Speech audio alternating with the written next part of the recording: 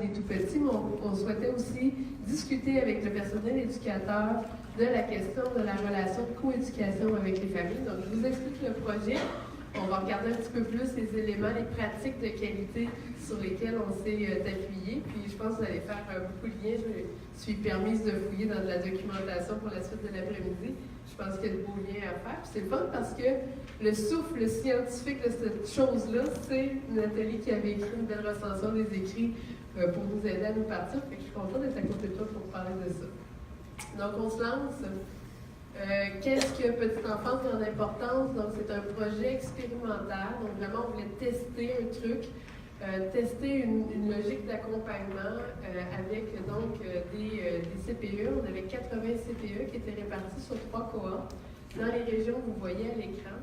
L'idée du projet, puis je m'appuyais entre autres sur un élément de données qui était dans une recension d'écrits que Stéphanie Duval et Caroline Bouchard avaient fait ensemble en 2012 pour le compte du ministère de la Famille.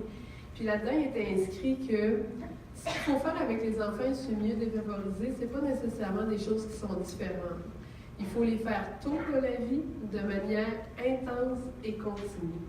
Et donc, dans le projet, on avait le goût, oui, d'aller voir comment l'intervention du CPE pouvait être plus pertinente du regard du soutien au développement, mais on voulait aussi voir comment on pouvait travailler avec les parents pour que la notion de l'intensité, de la continuité soit plus vivante. Comment chacune des heures, des minutes qu'on passe avec les tout-petits, puis chacune des heures et des minutes que leurs parents passent avec les tout-petits, puisse vraiment être valorisée parce qu'on est cohérent comme adulte autour de l'enfant. Donc, on s'est un petit peu, on a réfléchi à comment on allait procéder, parce que c'est bien beau d'avoir une conviction et d'avoir une idée en tête. Il faut voir comment on la matérialisait. Donc, c'est sûr que c'est un projet d'accompagnement. C'est pas un projet où tout le monde fait les choses en même temps. Donc, c'est pas une logique de formation. C'est vraiment un accompagnement personnalisé, dans le fond, adapté à chacun des milieux qu'on rencontrait. Il y a aussi une communauté d'experts chevronnés autour du projet. Donc, à la QCP, il y a un comité scientifique. On a mobilisé donc des gens de la science pour nous donner aussi une rétroaction en continu par rapport à ce qu'on était en train de faire. Des outils, vous voyez en surbrillance le portrait des pratiques éducatives, dont je vais vous en parler un petit peu plus tard. Des fiches de réflexion, d'animation, parce qu'on voulait que la question, la coéducation et des pratiques de qualité au niveau du développement des enfants soit vraiment au cœur des discussions, qu'on prenne un temps de recul. Donc, c'est pas un projet où on arrive, on disait voilà ce que vous devriez faire, on va partir. C'est vraiment de voir comment à tous les jours on peut garder vivant cette préoccupation-là de faire les choses pour le bien de cette relation-là, éducatrice-enfant, éducatrice-parent, parent-enfant. Donc vraiment, beaucoup de fiches de réflexion et des outils de gestion parce qu'on s'est vite rendu compte que c'est notre gestionnaire qui portait tout ça et que lui devait avoir les outils nécessaires pour être capable d'accompagner aussi son personnel éducateur. Et vous voyez à la toute fin toute la question du réseau de partage et de co-développement. Donc, on a créé des communautés de pratique. C'est le fun parce que vous avez pu voir tout à l'heure qu'il y avait des CPE mobilisés de différentes régions. Donc, on les a rassemblés ensemble par cohorte. Ils ont déterminé le thème de leur communauté de pratique et ensemble, ils font du travail pour vraiment être capables dans leur fonction de gestion, être capables de mieux accompagner leurs équipes éducatives. Donc, ça, on a trouvé un beau réseau de partage. C'est pas scientifique, c'est une illustration qu'on a entre nous pour un peu évaluer la cascade. Parce qu'aujourd'hui, je viens vous parler de la relation éducatrice-parent, éducatrice-enfant, parent-enfant, mais il y a toute une cascade d'interventions. Donc, le projet, oui, nous, à la QCP, on a des ressources d'accompagnement qui travaillent, eux, en lien direct avec les gestionnaires, qui, eux, travaillent en lien direct avec les éducatrices, qui, eux, sont dans la relation de coéducation puis éducative avec l'enfant. Donc, c'est sûr que ça nous demandait toujours d'avoir cette cascade-là d'intervention en tête. Et c'est sûr que dans les résultats d'évaluation, la première étape d'évaluation est réalisée. On voit que les premiers niveaux de notre cascade ont eu beaucoup plus d'espace pour réfléchir à leur pratique que les éducatrices qui, elles, ont encore du travail d'appropriation à faire. Mais il y a bonne confiance que ça va arriver au fil du temps. Les principes d'action, c'est sûr que, bon, le programme éducatif Accueillir la petite enfance, qui est le programme qui est proposé au service de garde éducatif, mais aussi s'appuyer sur la connaissance. Hein. On sait beaucoup de choses, la recherche nous dit beaucoup de choses. Malheureusement, dans nos réseaux, souvent, on a de la difficulté à assimiler toutes ces nouvelles connaissances-là, à trouver des moyens efficaces de les vulgariser et de les transmettre. Donc, on voulait faire aussi essayer de relever ce défi-là. Miser sur les forces du milieu, je vois des choses très cohérentes avec les précédentes présentations. On ne voulait pas se positionner comme nous, l'expert. Quand je vous dis que c'est un projet d'accompagnement, on voulait vraiment permettre au milieu de lui faire une réflexion sur les éléments de force qu'il avait à mettre à contribution dans le projet et les éléments de défi sur lesquels il voulait travailler. Être dans une démarche d'amélioration continue de la qualité, valoriser la mise en place des partenariats, parce que les CPE ont beaucoup de ressources dans leur communauté et c'est vraiment des fois à géométrie variable, leur capacité à les puiser dans la communauté. Donc, on voulait que le projet serve aussi de lieu de réflexion, puis vous allez voir un petit peu plus loin pourquoi aussi, parce qu'on voulait les aider à aider les parents et finalement favoriser une approche individualisée. C'est peut-être pas très clair à l'écran, mais bon, je vais vous les lire, je vais vous commenter le tout.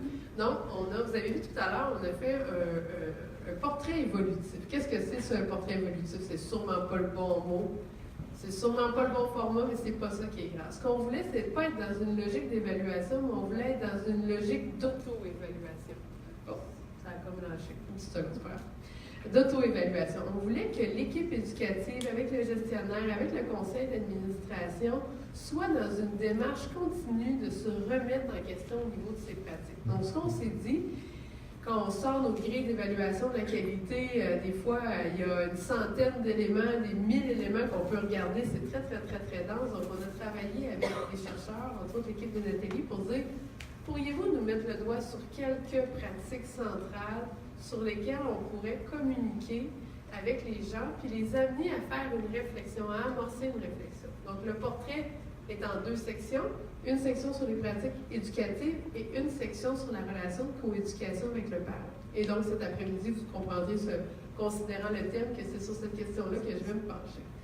Donc, oubliez là, les niveaux de réalisation et tout ça, ce sont des éléments sur lesquels on veut permettre à l'éducatrice et à l'équipe de se voir évoluer. C'est pas là-dessus que je vais mettre l'accent, mais c'est vraiment sur les orientations et les pratiques à privilégier qui sont à votre gauche.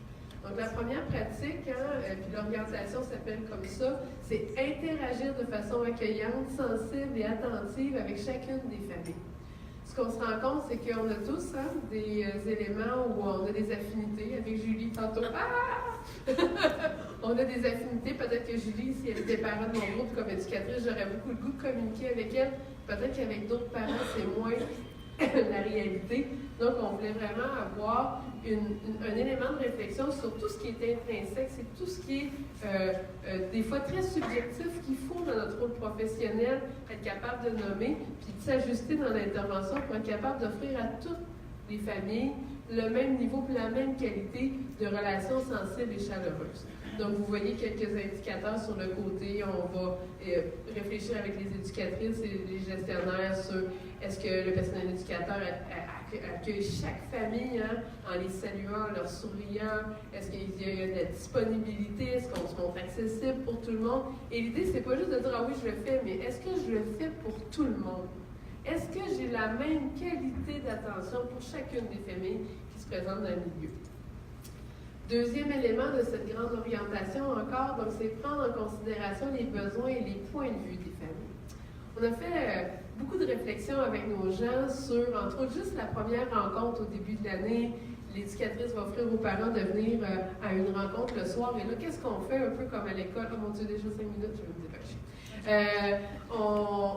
Ce qu'on fait, c'est qu'on déballe un peu nos attentes. Ça va fonctionner comme ça, voilà le programme qu'on va faire, voilà, je vais communiquer de telle manière avec vous. Non.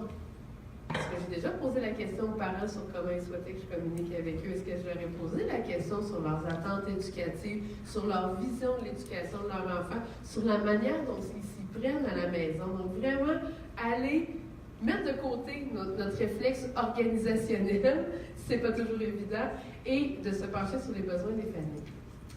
L'orientation 10, donc, soutenir le pouvoir d'agir des familles. Donc, la première pratique qu'on met en valeur, c'est reconnaître la famille. On est comme dans un aléatoire Voilà. Donc, reconnaître la famille comme le premier responsable de son enfant, premier éducateur de son enfant. Donc, vraiment toujours remettre cet élément-là en lumière, puis jamais se substituer au rôle et le faire vivre tout au long de la journée. Hein. Nourrir l'intérêt de l'enfant pour ce qui se passe dans la famille, pour ce qu'il vit avec son parent.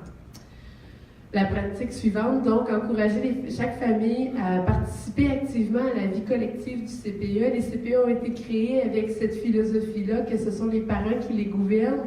On trouvait aussi qu'il y avait un lieu là pour aller puiser des ressources, briser de l'isolement, chercher du soutien, peut-être pouvoir aussi contribuer à prendre des choses au niveau plus de la gestion de la gouvernance. Donc, et j'ai plusieurs familles en tête, entre autres au CPE Cheval-Sautoir à Trois-Rivières, où il y a des parents là qui ont appris et développé une vie dans la gouvernance qui leur a permis après ça de retrouver de la place sur le marché du travail et une confiance en eux. Finalement, donc, promouvoir le réseau de soutien disponible avec les familles, des petits éléments que je voyais encore tout à l'heure dans la documentation. Donc, vraiment, devenir un carrefour. Le CPE, c'est pas un lieu où on vient s'occuper des enfants, garder des enfants. C'est un lieu où il y a des aspects aussi sociaux et communautaires. Donc, on voulait que le CPE, les éducatrices se rendent responsables d'être des ressources, de référer les parents, de leur faire connaître la communauté. J'entends des gens qui... donc, vraiment de se sentir responsable du bien-être de la famille, même en dehors des murs. Donc voilà, le projet est en cours. On a déjà quelques données d'évaluation qui sont là. Ce que les gens nous disent, c'est qu'ils se sentent plus compétents actuellement ou plus connaissants parce qu'on a mis quelques éléments de pratique à discussion. Ce que les gens nous disent, puis je vais passer rapidement parce que je vois le temps qui file aussi au niveau des éducatrices, c'est bon, ce sentiment-là d'aisance est de plus en plus là, mais par ailleurs, ça vient chercher des choses qui sont des fois très bien ancrées et très profondément ancrées en nous.